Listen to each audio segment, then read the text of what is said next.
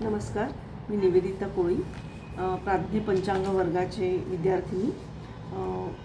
गुरुजींनी सांगितल्याप्रमाणे एक व्हिडिओ तयार करते आहे. शांती करण्यासाठी पृथ्वीवर अग्नी आहे की नाही ह्याचं कोष्टक कसं बघायचं.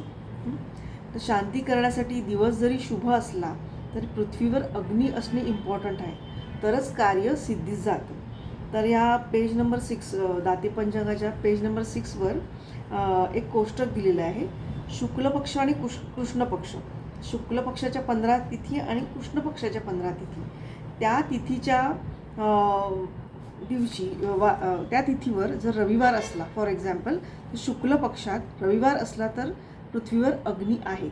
मग त्या दिवशी जर आपण शांती केली तर कार्यसिद्धीस जातं. त्याच्यानंतर प्रतिपदेच्या दिवशी जर मंगळवार असला तर पृथ्वीवर अग्नी नाही, तर या दिवशी कार्य सिद्धीस नाही जाणार. सो त्या दिवशी शांती नाही करायला पाहिजे.